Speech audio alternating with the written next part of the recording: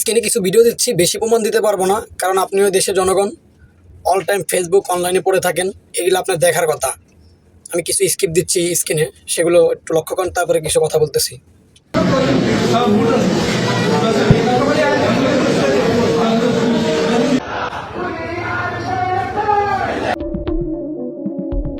সারা দেশের বিভিন্ন স্থানে বিএনপি নেতা কর্মী কর্তৃক জামায়াতের নারী কর্মীদের উপর হামলা, হেনস্থা এবং নির্বাচনী কার্যক্রমে বাধা দেওয়ার প্রতিবাদে অবশেষে ব্যাপক বিক্ষোভ সমাবেশে ডাক দিয়েছেন জামায়াতের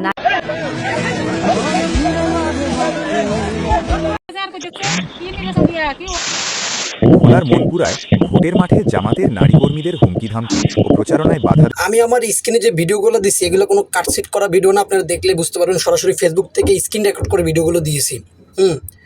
তো এখন চলেন কথা আগে বাড়াই। এখন বিষয় হচ্ছে, দেখেন এরা ক্ষমতার লোভে কতটা উন্মাদ পাগল হয়ে গেছে তার জ্বলন্ত প্রমাণ হয়ে গেছে। শেরপুরে জামাত ইসলামের সেক্রেটারিকে নিহত করে ফেলছে, আরও অনেক লোককে আহত করছে বিএনপির লোকেরা। আর বিভিন্ন জায়গায় এই ঘটনা ঘটতেছে, মা বোনদের উপরেও অতর্কিতভাবে তারা হামলা করতেছে। জামাত ইসলামের নারীরা মানুষের বাড়িতে বাড়িতে ভোট চাওয়ার জন্য যাইতেছে। তো একজন নির্বাচনীয় ক্যান্ডিডেট তো এটা করতে পারে স্বাভাবিক, তাই না? সেখানেও তারা বাধা দিচ্ছে।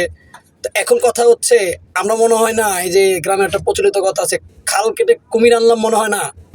হ্যাঁ, তারেক রহমানকে দেশে আনে খাল কেটে কুমির আনলাম, এরকম মনে হয় না? এখন এই যে শুরু হয়ে গেল তাদের এই অত্যাচার, অপরদিকে জামাত ইসলাম একটা বড় দল, তারা কিন্তু কোনো চাঁদাবাজি মারামারির ভিতরে এখন পর্যন্ত লিপ্ত হয় নাই। শুরু কিন্তু তারাই শুরু করে দিছে, বিএনপি কিন্তু শুরু করে দিছে। এখন সেনাবাহিনী, পুলিশ, তারাও দেখতেছি বলতেছে তারা নিরাপত্তা দিতে পারবে না। তো ফ্যাসিস্ট সরকার যখন এদেশে তার অপকাণ্ডগুলো চালাইছিল, নির্মমভাবে হত্যা করছিল, গুম খুম করতেছিল, তখন কিন্তু দেশের মানুষ রুখে দিছে।